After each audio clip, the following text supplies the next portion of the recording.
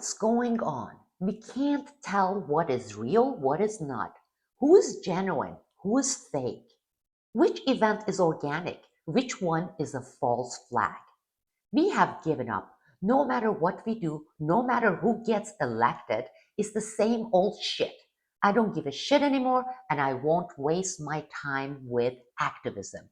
I give up. Nothing works. These are the most common questions and comments I receive during every live session and after each episode I publish. Why this sorry state of American activism and vigilance? What the heck is this state of frozen in futility? Let's diagnose this, shall we? Every diagnosis starts with patient's history. So let's look at it. Let's look at the last 25 years.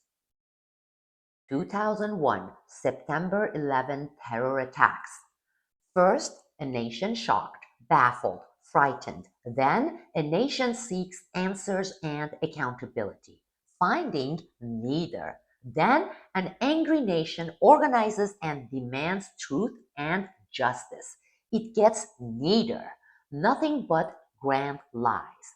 A nation stands by and watches everything drifting into a black hole. 2002, the grand era of US government whistleblowers. Hundreds of conscientious government truth tellers, aka whistleblowers, come forward to tell their fellow Americans the truth and alert them to their government's deceits, crimes, and cover ups. Many Americans clap and declare their solidarity with these true patriots.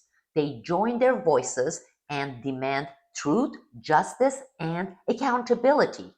A movement is born only to watch their government silence, gag, persecute, prosecute, and even jail the patriot whistleblowers. 2003, fake WMD and Iraq War. Americans watched their government televise a shoddy story telling them Iraq has WMD, weapons of mass destructions, and that Iraq has ties to 9/11. They declare war against Iraq and say, fuck congressional authorization or oversight. The story reeks with bullshit. It stinks. Many Americans refuse to buy into this bullshit. Many resist, at least try to. Some pour into the streets and demonstrate, hundreds of thousands, to no avail. Neither the government nor the media gives a shit. They start bombing and killing millions. They televise it as a glorious live movie, title it Shock and Awe a la USA. Just grab your popcorn and watch how we, the Americans, can fuck the world unilaterally. 2008 2010, the great financial crisis, the collapse of the subprime mortgage market, billions of dollars in Ponzi scheme, fraud, corruption, criminal operations, the shameful bailout. The awestruck Americans watched their government pour hundreds of billions of their tax dollars into the fat and corrupt financial corporations, making their already insanely fat criminal CEOs fatter. Many Americans pledged, that's it, enough is enough. They formed a big movement, called it Occupy Wall Street, and took to the streets. They kicked and screamed, well, until they lost their voices from all that screaming and had their knees buckle from exhaustion. They retreated, while exhausted and utterly disgusted. 2011, Obama's Libya war. Emboldened by his predecessor's unilateral shock and awe wars, America's eloquent black president attacked Libya without even bothering with any justification or authorization. They called it a humanitarian war, killing innocent humans for humanity. Some angry Americans tried to expose and stop this atrocity, this time a much smaller faction, due to the previous futility and defeat on Iraq War. The lefty media and many so-called co-opted lefty alternative media censored this smaller American opposition, so much that you won't find much trace in historical archives. 2013 Boston Marathon bombing. This time, the false flag and made up story tried to blame Chechens and Russians and Islamists as culprits. A few Americans put the two and two together and arrived at a concrete four, a CIA false flag operation. They traced it to the CIA's dirty Graham Fuller, all documented, all factual. But thanks to the media and their stepbrothers in the pseudo alternatives, these facts were brushed aside as conspiracy theories by the crazies. A vigilant and active small faction of Americans, by this time much smaller in size, due to the exhaustion, burnout, depression, and learned helplessness, tried and tried and then tried again, to no avail. 2014, ISIS and televised beheadings. In 2013-2014, the American rulers decided that it was time to rebrand their very own Al Qaeda brand. It's all about marketing after all. No? The new brand, ISIS. They made Americans watch one professionally produced video after another. Green screen created videos of masked men beheading Christian Western victims in the middle of the desert in the Middle East.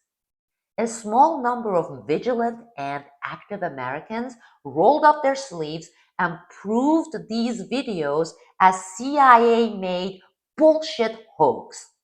But how could they compete against the CNN, NBC, PBS, BBC, NPR, and all the bastard children of Soros in the pseudo alternative media? They couldn't, just couldn't. They helplessly watched the fake theater selling this bullshit to the American public, geared to prepare them for yet another war. 2015 Syria War. After selling the Americans all the ISIS beheading fake bullshit videos, ISIS blamed false flag terror attacks here and there, and a massive campaign for another humanitarian war, this time against Assad and Syria.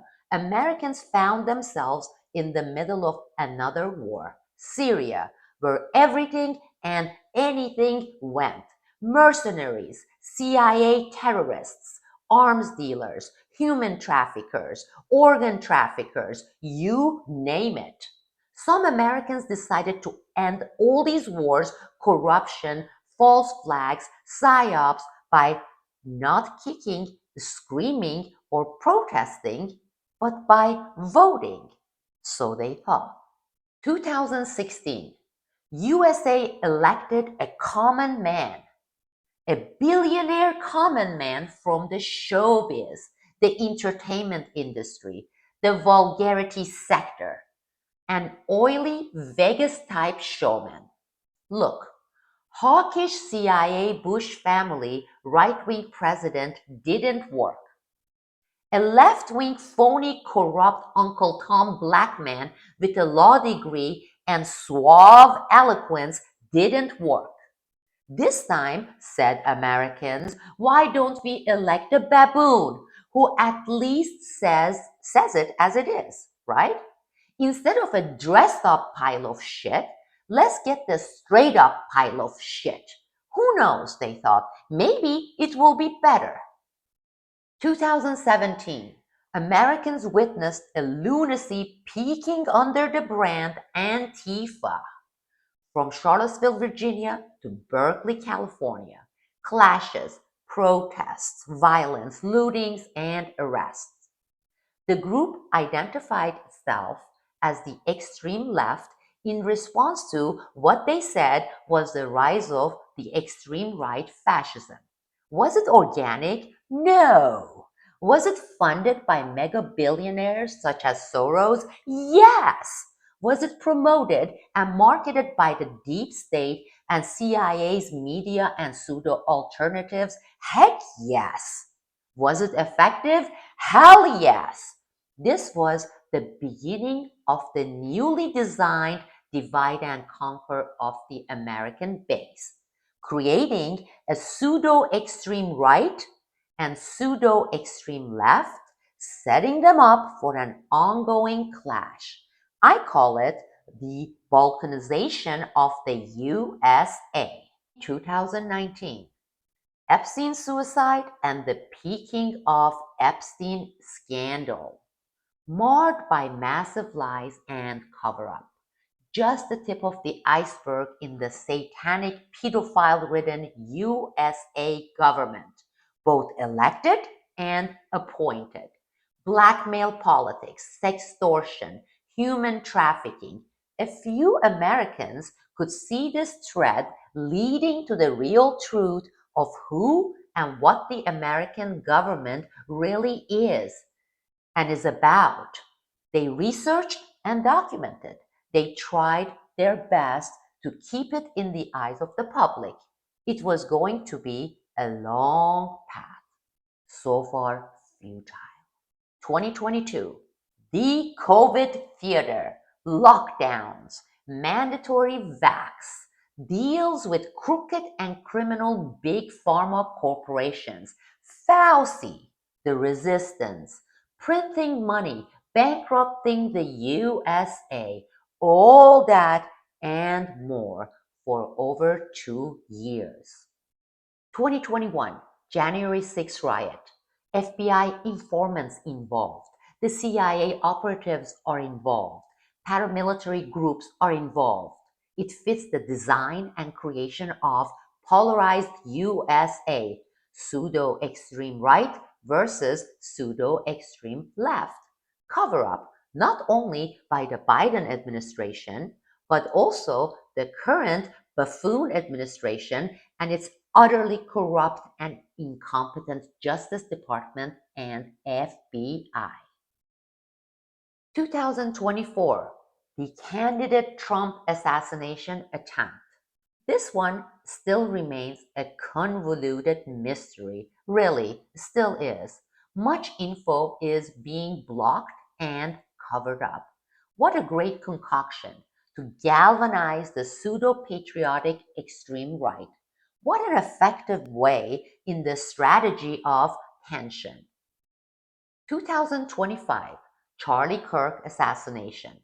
With many anomalies, unanswered questions, and highly troubling connections, it reeks of a nefarious deep state operation with the strategy of tension methodology and Operation Gladio modus operandi.